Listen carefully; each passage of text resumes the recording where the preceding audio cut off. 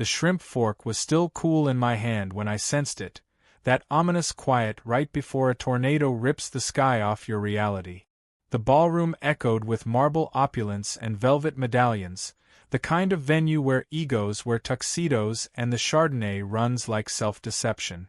I was parked at table 7, next to Mr. Kessler, CEO of Greener Systems, a man whose handshake once sealed a $90 million logistics deal.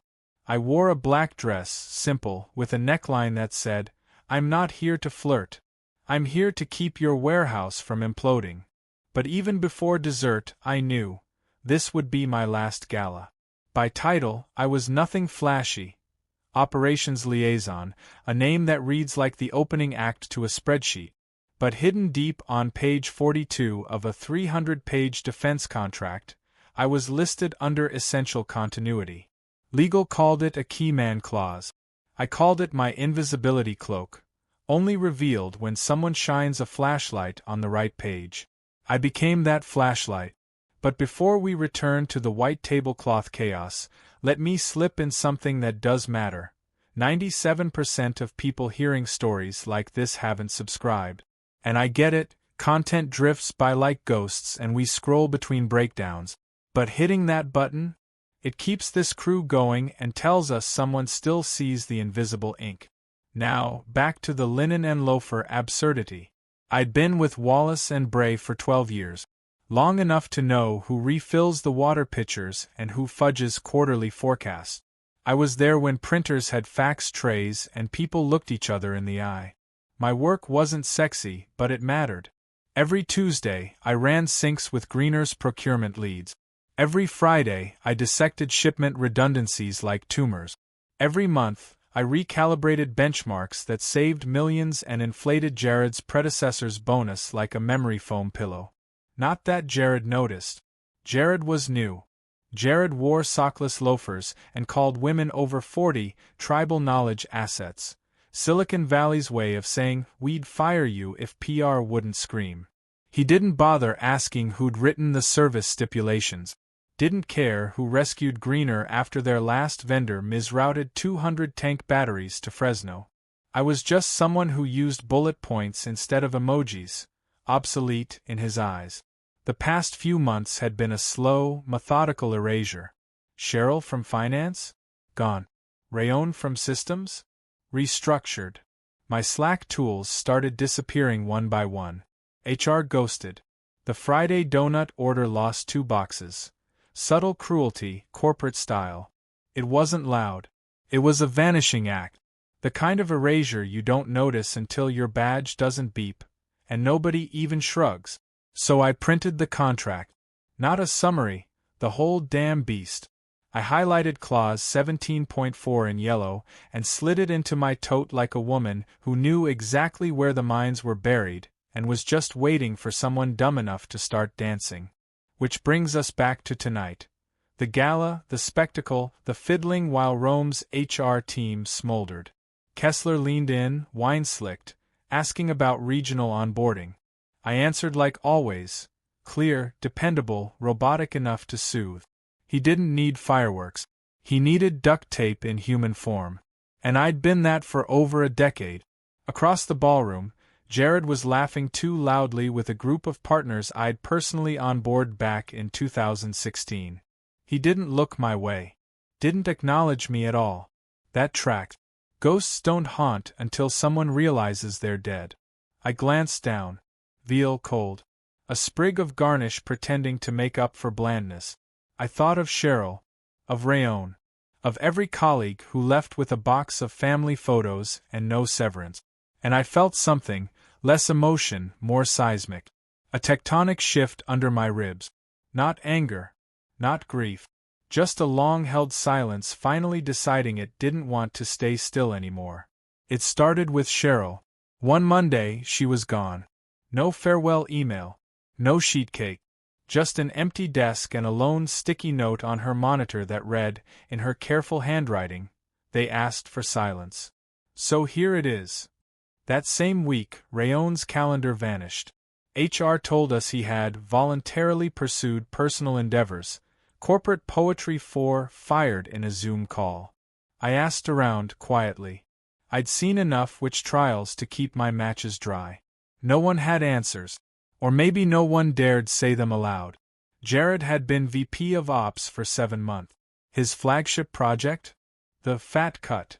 He announced it with a Jim selfie grin during an all-hands call. Said we were trimming redundancies to align with post-pandemic scaling. No names. Just vibes. Those of us still seated just nodded like hostages. Jared didn't like legacy. That was his favorite slur. Legacy systems, legacy processes, legacy staff. He treated it like a virus. What he did love was LinkedIn engagement. Slack statuses that said, crushing it. Surprise one-on-ones that felt like polite death sentences. My first red flag was subtle. I went to check the SLA reports I'd reviewed every Friday since Obama's first term, and they were gone. Not archived. Not moved. Just gone. When I filed a ticket, I got a robotic response. Access to these directories is now restricted under updated protocol. Please contact your department lead. Problem was, I was the department lead. Or, I had been. So I opened the greener folder on my personal drive. Not the cloud. The one I kept synced quietly to a home backup. And there it was, the original contract. Dated March 2011. Signed by people 2 VPs ago. Legalese thick enough to require a life jacket. I poured coffee. Grabbed a highlighter. Flipped to page 42. Clause 17.4. Continuity of service provision. The following personnel are designated essential. Removal, whether by resignation or termination, constitutes breach unless both parties agree in writing or a replacement is approved. And there it was. My name. First in line. In ink. I stared at it like an obituary I hadn't realized was mine. That clause had been added after a project manager bailed mid-rollout in 2010 and left Greener dangling over a logistics abyss. Ever since, they required all critical roles be explicitly named. Legal had included me because, in their words, you're the one who actually keeps the house standing. I printed the page. Just one. Highlighted. Folded once. Slid into the canvas tote I brought to every meeting Jared excluded me from. A few days later, my dashboard login slowed. The recurring metrics invite vanished. My manager, if you could call him that, responded to my calendar pings with that polite, patronizing gaslight cocktail. HR seems to brew in bulk. We're piloting a leaner reporting format this quarter. Appreciate your flexibility, Ellen. I wasn't imagining things. I wasn't being dramatic.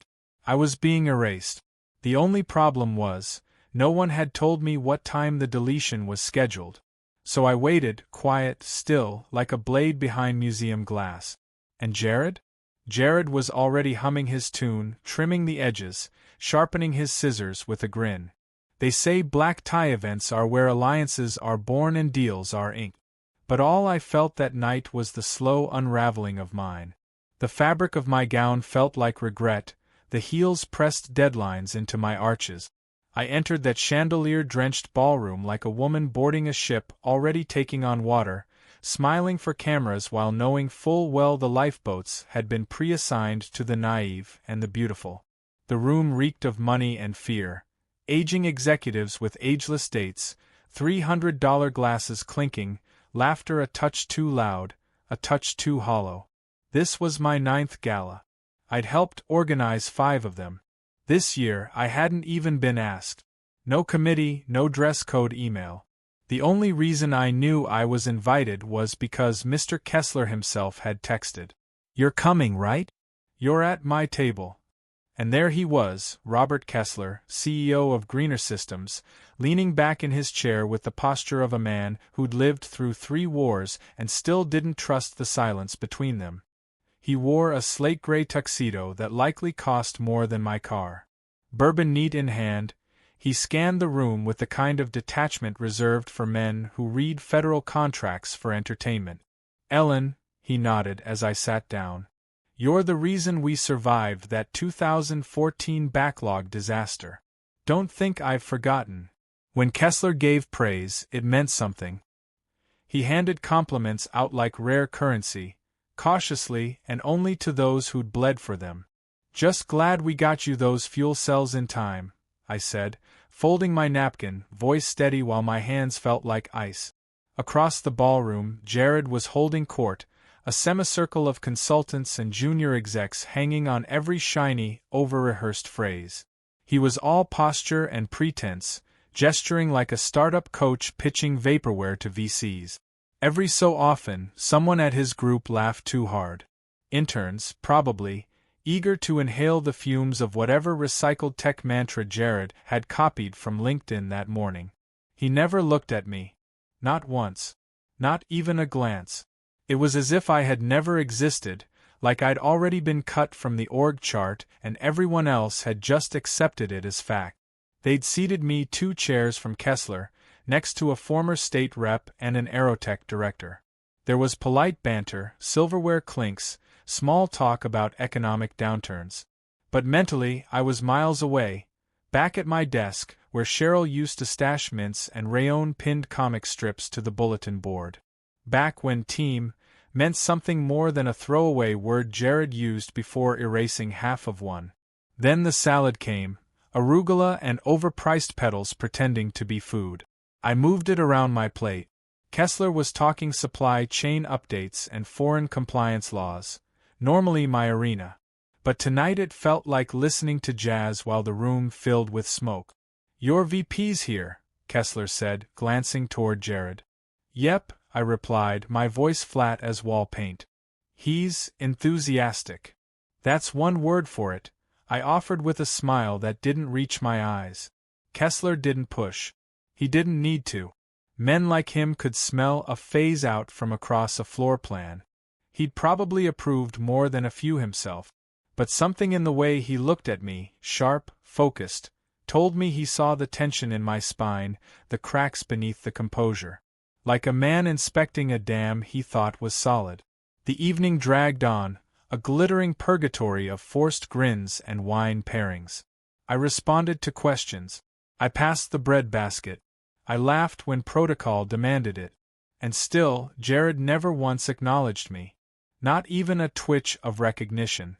Not a wave, not a polite nod, not a blink that might say, "Ah, yes, you're the reason our logistics pipeline hasn't collapsed." Nope. To him, I was already erased. A name backspaced into oblivion, the cursor blinking where my legacy had once lived. And he could have. He could have gestured, nodded, said something corporate basic like, "Glad you could make it, Ellen." But he didn't. And silence, when intentional, roars.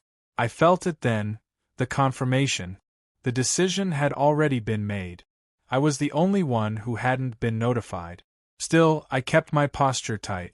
I clinked my glass at the toast.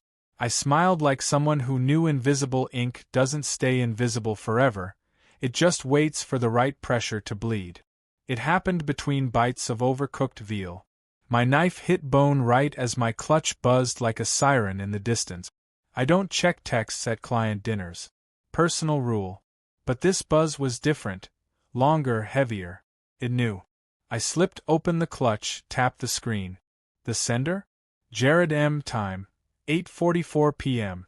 Pack up Monday. We're streamlining. Services are no longer required. No greeting. No punctuation. Not even my name. Just services like I was a broken printer someone forgot to recycle. No stomach drop. No tears. No dramatic gasp or shattered glass. Just stillness. That quiet you feel when pressure finally breaks skin. 3 seconds. That's all I gave the message. I inhaled slowly through my nose, then, without turning my head, I tilted the phone toward Kessler. He was mid-sip. He paused, read it once. Again. His expression didn't shift. No shock. No outrage. Just a silent calculation. Then he placed his glass gently on the linen tablecloth, folded his napkin, and leaned in, voice low and lethal. "You remember clause 17.4? I nodded once. He pulled out his phone, some sleek, matte black model that looked like it could launch satellite. His thumbs moved deliberately. No rush. No typos. Then he turned the screen to me. To Jared M. I believe you've just terminated our master service agreement as well. See you in court. He didn't send it immediately. He looked at me first, waiting, asking without asking, "Are you sure?" I didn't blink. I didn't smile. I just nodded. A half-inch movement. He hit send. And a different silence followed. Not awkward. Not ceremonial. This one had weight. It had consequences. Somewhere across the ballroom, Jared's phone vibrated inside his jacket. He didn't notice. Not right away. He was still busy performing for people who didn't realize the floor had just been ripped out from beneath him. Kessler went back to his plate like nothing had happened. Another sip of bourbon. Another lift of the fork. I returned to my veal. There was no anger, no satisfaction. Just the cold click of conclusion, like watching a missile finally lift off after years underground. This wasn't revenge. It was protocol. Jared thought he was cleaning house. But what he actually did was trip a legal landmine installed by people who understood that continuity isn't a buzzword, it's a binding clause. And now, he'd breached it. I didn't yell. Didn't protest. Jared had fired the gun. All I did was aim it. All around us, the gala buzzed along, clinking glassware, sugar-coated speeches, overdone chicken. But something in the air had shifted. Like the barometric pressure before a storm. I saw Jared glance at his phone. His brow tightened. His jaw locked. The humor drained from his face like battery acid. He excused himself from his circle, no swagger now. He moved fast, stiff, heading toward the lobby. Kessler flipped open the dessert menu. "They're doing crème brûlée tonight." "They always burn it," I replied. He smirked wider. Not the only thing getting torched. Sure enough, the crème brûlée was scorched. But I ate it down to the last bite, like I was scooping justice out of a sugar-capped sarcophagus. Jared didn't return. His seat sat empty like a question nobody wanted to ask. Napkin untouched. Wine glass full. I'd seen him read the message. His face turned to stone, his body bristling with quiet panic. Then he'd vanished. A man realizing mid-step that both shoelaces were tied. The gala continued, the quartet played on. But beneath the pleasantries, something had cracked. The shift wasn't visible yet, but everyone would feel it soon. There was the faintest ripple under the linen-draped tables. An undercurrent. Nothing was said, but eyes started flicking around the room like startled minnows. Someone in PR leaned too far into the CFO's ear. Phones began to buzz more insistently. And me? I sat still, composed, poised, like a woman attending her own funeral, dressed for the occasion. When the awards came up, I applauded politely. When Jared's name lit up on the donor slide, I took a long sip of coffee, lukewarm, forgettable, and smiled. Just faintly. I knew Greener's legal team didn't need a Monday to get started. They treat weekends like active operations. By Saturday, they were neck-deep in archived email chains, appendices, renewal clauses, personnel logs, and contract terms. Sunday night, a finance colleague texted me a screenshot from Slack. One line, "Who signed off on removing the clause holder?" No one answered. Monday hit like a steel door slamming shut, loud, brutal, full of repercussions. I arrived at 8:29 a.m. on the dot, neat hair, crisp blazer, folded contract tucked neatly in my tote. The receptionist avoided my eyes. That was the first real sign. At 8:37, Mark from facilities, a sweet kid, stood by my desk with a box and a sheepish look. "Hey, Ellen. I was asked to, help pack you up." I waved him off. I already had a box under my desk for mug rotation season. I tossed in my charger, a stress toy shaped like a freight container, one photo of my niece. Nothing else. I left the dusty 2018 plaque behind. They could keep their ornamental validation. I said no goodbyes. Why mourn people still breathing? At the exit, I placed my badge gently on the security desk. The guard looked confused. "I think someone's supposed to escort." "No need," I said. The door sighed open. The light outside was too sharp, the parking lot oddly hushed. I didn't pause. Didn't cry. Didn't curse. I sat in my car, door closed. Waited 5 seconds. Then my phone vibrated. Kessler, 9:02 a.m. Sit tight. This gets fun. No emojis. No sign-off. Just 6 words that felt like a trigger warning in disguise. By midday, Greener's vendor team was leaking. My termination had been flagged. Compliance had concerns. Then surfaced an email thread. Jared had made personnel cuts without consulting legal, blatantly breaching contract terms for a top-tier vendor. I didn't have to lift a finger. All I had to do was let the system run its course. My email account locked. Slack went dark.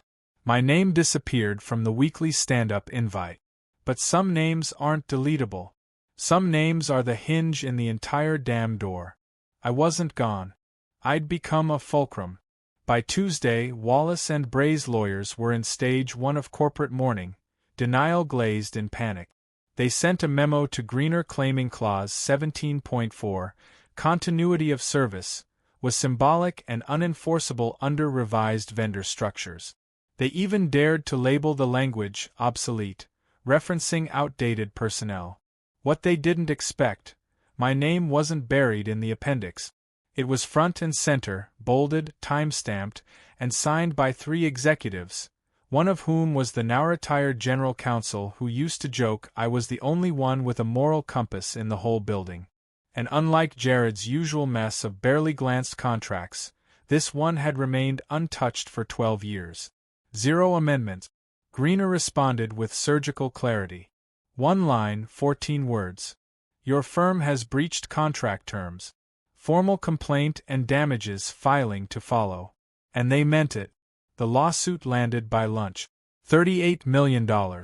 Not just in fines, but lost revenue, government penalties, and delays in 5 separate defense supply chains. And the kicker?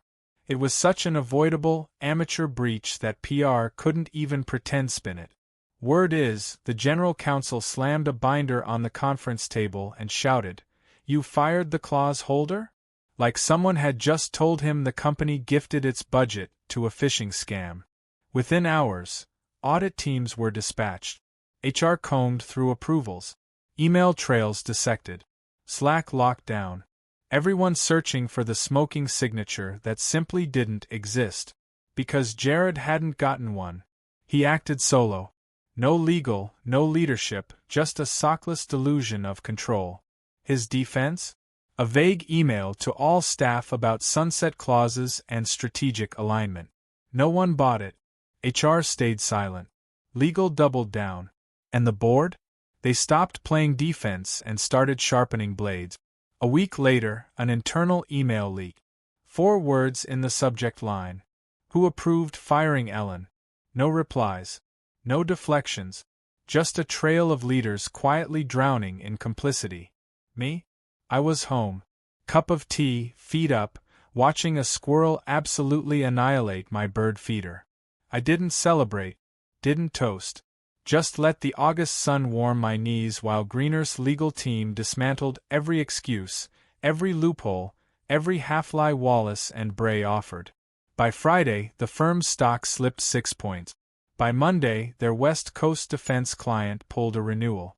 PR tried calling it a misalignment of internal protocols. Corporate 4, we nuked ourselves. Jared? Silent. No more humblebrags on LinkedIn. His last update, thrilled to lead our next chapter, was now a digital tombstone on a battlefield he hadn't even seen coming. And no one blamed me, because I didn't shove the boulder. I just stepped aside and let it roll. At first, they tried to bury the scandal behind non-disclosures and sanitized memos. But $38 million doesn't just vanish. And neither do DoD contracts. By the following Thursday, the board was forced into an emergency night session. Midnight bled into morning. No one touched their sparkling water. People cried into branded swag. The minutes leaked. Investors wanted heads. Not metaphors, actual heads.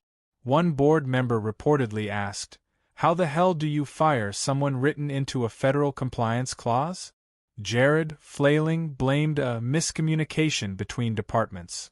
He tossed out buzzwords like climate, resilience, and operational synergy. It didn't stick. Not this time. Not with my contract in their hands. The board placed him on administrative leave. HR speak for, we're gently rolling you into a rug before tossing you out the back door. His badge? Revoked. Office? Cleared. No farewell Slack message. The general counsel? Gone before sunrise. No announcement. Just absent. His assistant whispered something about refocusing on family.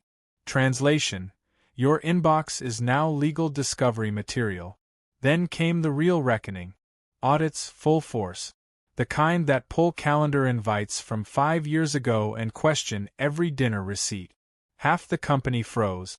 They knew what was coming. And then came the final nail. A single paragraph from Greener's PR team to the industry media. Cold. Precise. Final. Greener Systems confirms a vendor continuity breach with Wallace and Bray.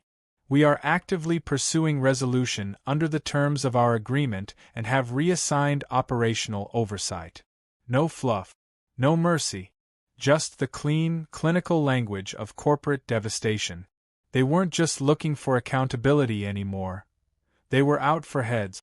That same afternoon, tucked between a promo from Michael's and my niece's Girl Scout fundraiser, came an email.